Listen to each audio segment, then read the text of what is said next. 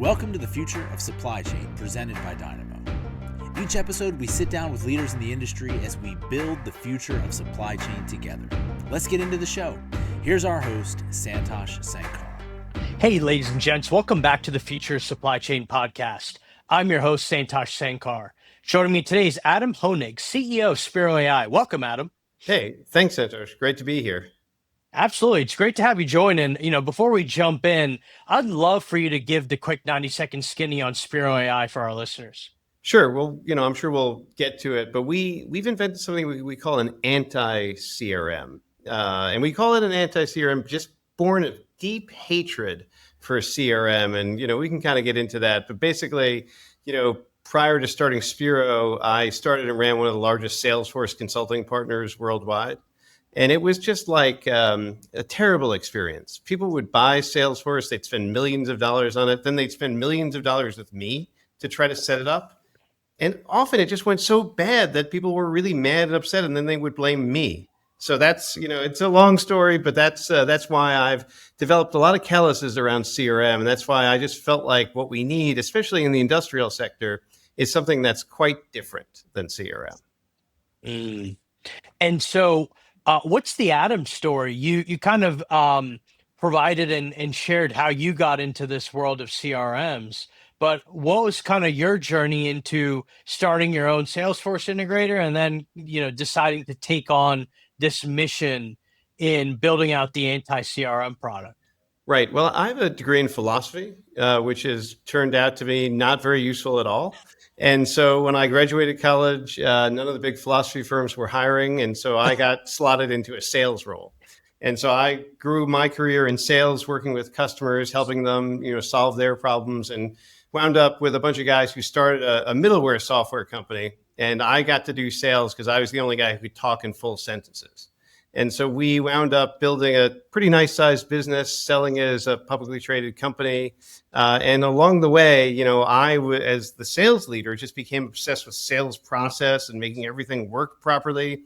And I was like, CRM, what a great idea. That's what everybody needs. Awesome. Let's go do that. So that's how I got into this terrible area of technology. And so you have said previously that CRMs tend to be more burden than benefit. And I'd be curious to kind of dig in what the fundamental flaw is with how CRMs are built and sold today. And from there, we could kind of go a number of different ways. But yeah, sure. Curious how you think about that. Listen, the concept of CRM is great. Like, who doesn't want to know what's going on with their customers? Who doesn't want to know about deals and orders and all of this stuff? And so that's great. But the solution that CRM traditionally has with it is, I got an idea. You can just type in all your notes and tell us everything that's going on. I mean, it's like from the days of the fax machine when people had to write up their call notes from every week, what they were doing, and fax it in. It just doesn't make any sense. I'll tell you a quick story. So we implemented Salesforce for a very large medical equipment company. They spent $3 million on Salesforce. They spent at least $2 million with me trying to get it set up. And 15% of their team members were logging in and doing anything. Now, in that particular case, the solution was they should spend more money on consulting, so they spent another $500,000 on consulting, and they got the usage up to 30%. And why did they? Because it takes time from the field to do stuff. It basically turns them into data entry clerks. They're not getting paid to do it. And by the way, nobody ever went into sales because they like updating a form. We like meeting with customers and talking with people and doing stuff like that. And it just doesn't make any sense quite often. And if you look at, the adoption of CRM by industry, in high tech, in finance, in fields that companies are very tech savvy, they can do it. If you get into more industrial type companies, it's super hard to get the guys who are doing 5 stops a day in their truck to update a CRM on some mobile app that was designed for an investment banker who's, flying around the world or something. It just doesn't make any sense. And so with that, the term anti-CRM maybe to some folks could feel radical or full of hyperbole, but how does your approach fundamentally differ from Salesforce, HubSpot, what have you? Because what I've understood, and as I'm kind of saying this, I reflect on some of the busy work that even we have as investors when we interface with our CRM and try to leverage it for value. What are you doing differently? How are you kind of abstracting all that away to be more effective, more benefit than burden, so to speak? So when we started the business, what we were seized with the idea of is having a CRM that nobody needed to use. Like I know that there's been a lot of talk of the movie Her, because Sam Altman famously loves the movie. I saw that movie when it came out, and I was like, this is what we need for salespeople. We don't need them typing in stuff at the Salesforce. We need something listening, like Scarlett Johansson did, and just kind of update everything. And so the way that Spiro works is it reads emails, it's joining calls, it's updating all the data itself, so that the salesperson, their experience of using it is they're doing nothing and the software updates itself. Now, we're not at the point where I think people feel comfortable with you like recording an in-person meeting.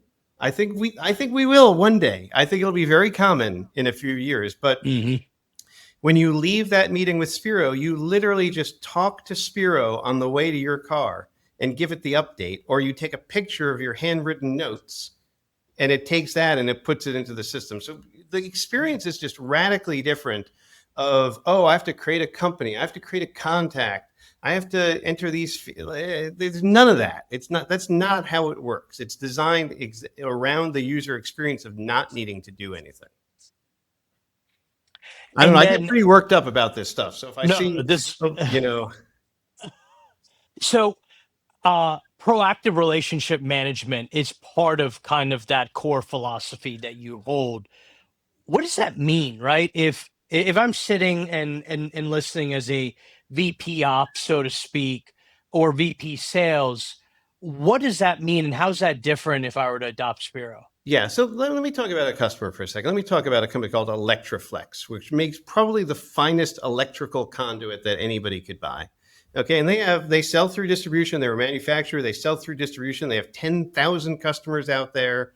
Their finance team was going through all of their customers every month, trying to figure out what orders had dropped off for which customers, so they could send an Excel spreadsheet to the sales team and have the sales team call them because the orders dropped off. And they would do this every month, and it would take them 6 weeks to provide the data. And so it couldn't be possible. Nonsensical, yeah. With Spiro, because we are collecting all of the interaction data, we integrate with 25, 30 different ERPs, so we get the order data in the platform. We can immediately spot companies that have not ordered recently. And by the way, nobody's talked to them. So instead of just giving you a list of the 500 guys that you should call 6 weeks late, in an instant, we can spot those trends and be proactive about letting you know what to do. And we can do that on quotes that are stalled. We can do it on leads that people are following up on, basically what a company needs for its processes to be supported by, the AI. That's what it does. And the one thing perhaps we haven't been as explicit on, you spend a lot of time figuring out how to enable the industrial sector, whether it's manufacturing, distribution. And so why is that? What did you see or what are you seeing in this part of the sector that may not be as obvious or evident in other sectors as you think about serving customers? So what we have found is that a lot of industrial companies have kind of rejected the idea of CRM already. And so when you go to them, we have a new customer, 150 person sales team, never using CRM. And it just boggles my mind coming from the CRM world, but it's very prevalent out there. And they've got their spreadsheets and they got their process. And if you ask them why, they'll say, no, we've seen CRM. It's not the right thing for us. And so there never really was a product that was designed for that team yet. They are not fast adopters of technology by and large. The workforces are on the more experienced side of things. And they just have a more acute need for something that doesn't need to be used. But they also have business challenges that line up really well with it. In your typical manufacturer, in the next 5 to 10 years, a large percentage of the sales team is going to retire. And where do you get the knowledge of even who the right contacts are that you should be dealing with at these companies? I have one customer up in Canada. They're in the steel business. They still have to, have a contract with their retired sales teams just so that they could call them up and be like, "Hey, who's the guy that we usually talk to at this plant?" And It's and crazy. so it's crazy. There was never the right solution. They're facing this business need and challenge around, the teams retiring and losing this institutional knowledge. So when we started, we didn't think to focus on this space. We sold to everybody because that's what you do in a sales startup, right? And then we were like, wait a second, over here, there's a really, really interesting market. And there's only, approximately 60,000 targets in the US and Canada alone. So we were like, maybe that's a good market. That's how we got there. Your case example you gave with a customer a moment ago, the thing that was very obvious is what we call actionable insight. Mm-hmm. No one just wants insight. They want to figure out, okay, how can I action it? Because we're all up to our eyeballs in Totally. dashboards and BI and the such. So how should kind of the manufacturers listening think about how you're providing actual insight, but how that maps to dollars for them, whether that's profitability broadly, or maybe capturing lost revenues, or even kind of managing expenses, depending on the cycle you're in? Yeah. So I think what a lot of our customers focus on is ensuring that they're getting a steady stream of orders. And, in industrial business, you want to maintain a certain level of consistency. It helps the operations and everything run smoothly. And so you want to be always filling in the gaps, if you will. And so the software looking to see, which customers, maybe should be ordering at what time, or maybe who you can influence to bring in things a little bit sooner, can greatly enhance the margin, and profitability of these businesses quite a bit. But the other thing that I think people get very focused on with Spiro is how do we ensure that the team is using their time well, right? And so there can be a lot of, especially with field-based sales teams, there can be a lot of downtime between meetings. And how do we really make sure that the team is taking the right action during those moments when they don't have a face-to-face meeting? And so instead of spending time and getting themselves organized every day, can't the software do that so they can actually be having more conversations?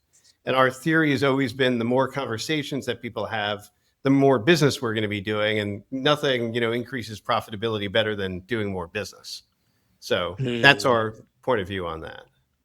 As a follow-up to the statement you made around just this industry's positioning, or maybe posturing is a better word, historically not great buyers of software. Yep. There are more experienced individuals, not just in sales, but across the manufacturing sector, that are aging out.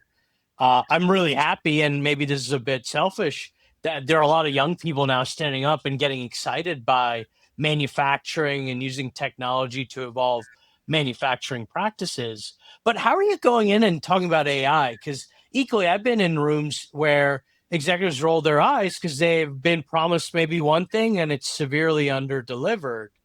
And so, how do you think about showing them AI that really delivers real measurable ROI, whether it's kind of on their sales floor or their shop floor, right? This kind Yeah. of meta statement. Well, I'd like to address that in a couple different ways, because what we often see with our customers is they are going through some sort of generational change. And so I'd say 50% of our customers, the second generation or maybe the first generation, is handing off to the newer generation, the business, and they're training them and get up to speed. And let's just say Bob comes in and they're the son of the owner, and they're like, "Dad, where's our customer list?" And he's like, "I got it over here in a drawer." And so there's some sort of impetus that causes people to be like, okay, we need to look at this, first of all. Second of all, we have AI and everything in Spiro, but it's not the kind of AI that, it's not going to draw a picture for you. It's not going to make a video. Right. It's going to look at the conversation you have and draft an email. It doesn't need to be dressed up in some fancy wrapping. It just needs to be people in this industry, they're just very practical. And if you can show them, hey, I can automatically draft an email from a conversation you're having with somebody that's going to save you 10 minutes, and you have 10 conversations a day, it's going to save you an hour. People are like, I get that. I understand the outputs and the inputs, and here's how it's going to improve things for me. And it's going to be fine. it doesn't need to be some magic solution. That's, I think, kind of what helps. In industrial sectors, what advice do you have for leaders that are trying to kind of parse through their priorities, right? Like, let's put AI to the side. That Sure. AI is probably still the new kid on the block, but there's digital transformation that I feel like is always underway. Yes. And there's more things that are being added to the list. How do they cut through the noise? Have you kind of been able to interact with certain leaders as you've sold Spiro that really stand out in having a system around this? Or maybe there's a system that you have that has proven to be effective for this type of archetype? This moment is sort of very unique, I feel like, for the industrial sector in particular. There's a lot of change going on. A lot of our customers have been very focused on onshoring production. And the big challenge that I've been talking with them about is labor. How do you hire people? How do you maintain the right staff? How do you have the right work environment? And a lot of the non-Spiro conversations that we've been having is about culture. It's about building the right environment, about providing people the right tools. It's about getting out, to the trade programs that, are in high schools and stuff like that to bring people in. So I'm not sure I have a great, one piece of advice on it, but I think flexibility in the mindset is what I would advise people on, because often, in an industrial business, we're very successful at our thing, and the success is what's made the company great. And now, because things are kind of changing, we have to do things a little bit different to maintain that lead. And so what I've seen of a lot of companies that have successfully made that generational shift that we talked about, or got taken over by private equity and were successful, they weren't afraid to kind of shake things up a little bit to make sure that they maintain that level of success. So I think that's maybe where I would land on that. Love that. I'm going to shift gears a little bit, because while I have you on, I have to kind of talk X's and O's of building businesses. Sure. And so I'd be curious, when we think about mistakes, right? Mistakes oftentimes don't get as much attention as maybe they should, as much reflection. But I'd be interested in hearing, what are the common unforced errors that you're seeing among sales organizations that are selling to manufacturing? And are there kind of easy 1 to 2 tweaks that could unlock a whole lot of benefit from your experience? So, when I think about the learning that we went through about, selling to manufacturing companies, I think that the number one thing that I would go back and tell my 5 years ago self would be the importance and sanctity almost of ERP. So, a manufacturing company, they live on ERP. Like, CRM is great, and, we're going to help people with it and stuff like that. But if Epicor needs to be upgraded, we can just go sit on the corner for a year, and so really understanding the priority for the company from a systems perspective, I think, is really key. And I think the other thing is, from a sales tech perspective, what's really often unique about these companies is that the VP of sales is not they're not really a decision maker, even on sales tech. It's almost always the owner or the CEO who ultimately will make the decision on this. And often they don't value sales productivity in the same way that the head of sales does. Because from a manufacturing perspective, your point of view is, hey, we're going to make all this stuff and somebody's going to buy it. And on the sales side, we got to go sell it. But we're pretty confident that if we make good stuff, people are going to buy it. So that disconnect has caused us to have a lot of learnings about how do we frame the value of the solution, not as, hey, I'm going to make the guys much more efficient. It's much more like, hey, what is, like we were talking about earlier, what's the profitability going to look like if we're more predictable in these things happen? And so, it's just kind of different than selling to a software company, Indeed. So kind of next question I have, and I think you have the benefit of being a founder during the CRM 1.0 days and now leading Spiro during the CRM 2.0 days, so to speak. What's different? What's changed? And maybe what are the things that have stayed the same, rightfully or wrongfully so? Well, I mean, I still think that the traditional view of CRM is the same. We're going to collect data, we're going to put it into reports, we're going to give you some view into the data, and that's what it should be about. Now, there's a lot of great innovation going on in CRM about how do we analyze that data, how do we make predictive models about that data. I don't think there's enough work as it should be on the front end of it about how do we automatically collect that. So, Mm. if you look at the other trend that I'm seeing is that even though there's sort of like a proliferation of sales tech companies in the marketplace, they haven't really penetrated the industrial sector. And I think one of the reasons why is because they don't have the IT infrastructure to support it. Like if you have like a 2-person IT team, like a lot of our customers do, you can't have a Salesforce with 5 add-ons and a chorus or a gong or something like that feeding information into it. So I think, what we're seeing is sort of the rise of all-in-one kind of solutions in the space and sort of the demise of what is called the ecosystem. So I think, in version 1.0, you needed that ecosystem to fill out the product feature gaps, and you don't need it today. Because these areas are well enough known that you can just bundle it all together. That's a little geeky on the CRM side, but I hope that makes a certain amount of No, sense. totally. And we're totally okay getting geeky here. That's exactly what we hope for. But I'm going to bring it home here, Adam. As your final take, what's one piece of conventional sales wisdom amongst the manufacturing executive population you would seek to erase? And why would that be? And what would you replace it with? Yeah, well, one of the things that really bothers me personally, and this is sort of a conversation I have with people who are struggling with CRM adoption, is I'll meet with a head of sales, and they're struggling with CRM adoption. People aren't using it, and they're like, "I'm just going to fire people if they're not using it," and it comes from this place of frustration, But really, it's just not, putting negative incentives in place to try to drive behavior, especially around systems and stuff like that, you are just going to get bad results. And so we did a bunch of work with Abbott Labs out of the Chicago area, and they had just like this obsession with forcing salespeople to fill in fields and a lot of pick lists and required fields and stuff like that. And what we learned is that people just typed in garbage just so that they had something filled into the field, and they weren't getting any value out of it.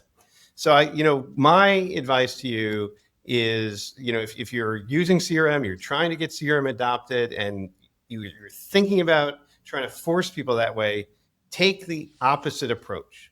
Try to reduce the amount of what you want out of it to the minimum, and then grow from there. But don't just try to push people into doing things, because you're just going to get crappy data.